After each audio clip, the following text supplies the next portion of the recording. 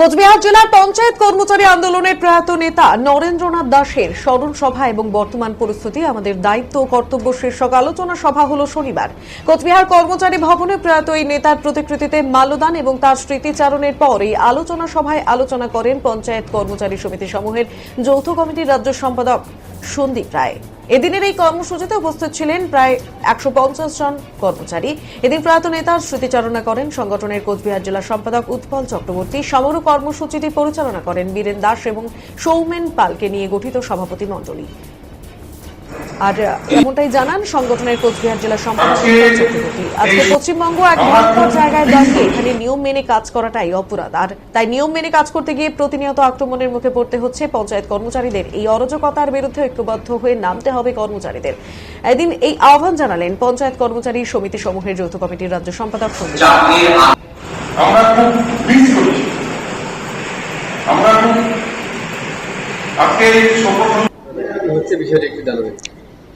পঞ্চায়েত যৌথ কমিটি কোচবিহার জেলা শাখার প্রবীণ নেতৃত্ব প্রয়াত কমরেড নরেন্দ্রনাথ দাস জানুয়ারি মাসের 10 তারিখ আমাদের ছেড়ে চলে গেছেন। তার স্মৃতিকে সম্মান জানিয়ে তার স্মৃতির উদ্দেশ্যে আজকে স্মরণ সভা অনুষ্ঠিত হচ্ছে এই কোচবিহার কর্মচারী ভবনে। আমরা তাকে শ্রদ্ধাঞ্জলি জানাচ্ছি আমাদের সমিতির পক্ষ থেকে। একই সাথে আজকে একটা স্মারক বক্তৃতাও আছে। সেই স্মারক বক্তৃতার বিষয় হচ্ছে বর্তমান পরিস্থিতি, আমাদের দায়িত্ব ও কর্তব্য। এই স্মারক বক্তৃতা দিবেন আমাদের পঞ্চায়েত যৌথ কমিটির রাজ্য কমিটির সাধারণ সম্পাদক কমরেড সন্দীপ রায়। কর্মী তার স্মরণ সভা এবং পাশাপাশি আজকের পরিস্থিতিতে আপনাদের দায়িত্ব এবং কর্তব্য বলে একটা আলোচনা স্মারক বক্তৃতা দেবেন। আপনি মূলত কি বার্তা দিতে চাইছেন, আজকে কি বার্তা দেবেন যদি একটু বলেন। প্রথমত আমাদের প্রয়াত নেতৃত্ব সহকর্মী নন, নরেন্দ্রনাথ দাস আমাদের পঞ্চায়েত কর্মচারী আন্দোলনের এই জেলার একেবারে শুরু থেকে নেতৃত্বে ছিলেন। তার দীর্ঘ ইতিহাস, রাজনীতির সঙ্গেও তার সম্পর্ক ছিল সরাসরি রিটায়ারমেন্টের পর এবং চাকরিতে আসার আগে। আজকে তার স্মরণ সভায় একটা নির্দিষ্ট বিষয়ের উপর আলোচনা, কিন্তু আমাদের কাছে কোনো স্মরণ সভাতেই কাউকে স্মরণ করা মানে ব্যক্তিগতভাবে তিনি কি কাজ করেছেন, তার পরিবার ইত্যাদি যেমন উঠে আসে, তার থেকেও বড় বিষয় হচ্ছে যে কোন রাজনৈতিক প্রেক্ষাপটে কোন পরিস্থিতিতে আমরা দাঁড়িয়ে আছি, যে কমরেডকে আমরা হারালাম, যে নেতৃত্বকে হারালাম, তার জন্য আমাদের আন্দোলন সংগ্রামের কতটা ক্ষয়ক্ষতি ভালো কী হলো এই আলোচনাটা হয়, মানে ক্ষয়ক্ষতি। আজকের এখানের আলোচ্য বিষয়ে মানে নরেন্দ্র স্মৃতির প্রতি শ্রদ্ধা জানানো ছাড়াও যে পরিস্থিতিতে পঞ্চায়েত কর্মচারীরা এখানে আন্দোলন করছেন, আপনারা জানেন আমার পাশে আমাদের সংগঠনের জেলা সম্পাদক আছেন, ও আমার থেকে ভালো বলতে পারে। এই জাস্ট কয়েকদিন আগে মানে এই সোমবারই আমাদের সংগঠন সারা জেলা জুড়ে, আপনারাও সংবাদ পেয়েছেন, সর্বত্র পঞ্চায়েতে পঞ্চায়েতে বিক্ষোভ দেখিয়েছে।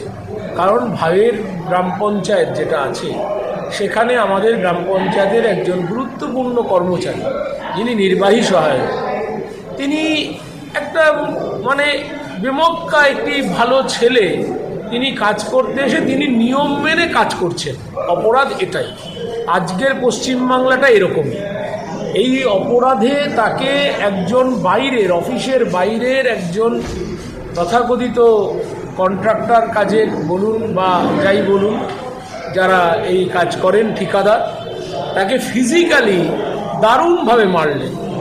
প্রশাসন যে খুব কোনো খারাপ ভূমিকা নিয়েছেন তা নন, আমি যতদূর জেনেছি বা শুনেছি বিডিও সাহেব ম্যাডাম ওখানে আছেন, তিনি ভূমিকা নিয়েছেন, অ্যারেস্ট হয়েছে। কিন্তু আমাদের প্রশ্ন হচ্ছে, আমরা তো পশ্চিমবাংলায় ত্রিস্তর পঞ্চায়েতে অনেক দিনের কর্মচারী, আমরা তো এর আগের ব্যবস্থাও দেখেছি, এখানে কোনো রাজনৈতিক মতবাদের কোনো প্রশ্ন নেই। কি পরিস্থিতির মধ্যে ত্রিস্তর পঞ্চায়েত কর্মচারীদের জন্ম হয়েছে, কিভাবে আমরা এগিয়েছি, কিন্তু এইরকমভাবে আজকে পঞ্চায়েত কর্মচারী যে কোনো সময় আক্রান্ত হচ্ছেন, মার খাচ্ছেন। এটা শুধু এখানে না, কয়েকদিন আগে ঝাড়গ্রামে, তার কয়েকদিন আগে কাকদ্বীপে কর্মচারীকে গাড়িতে করে তুলে নিয়ে চলে যাচ্ছে সকলের সামনে প্রকাশ্যে, কি নাকি তিনি নিয়ম মেনে কাজ করছেন। আজকের পশ্চিমবাংলা একটা ভয়ঙ্কর জায়গায় দাঁড়িয়ে যে নিয়ম মেনে কাজ করাটা আজকে অপরাধ।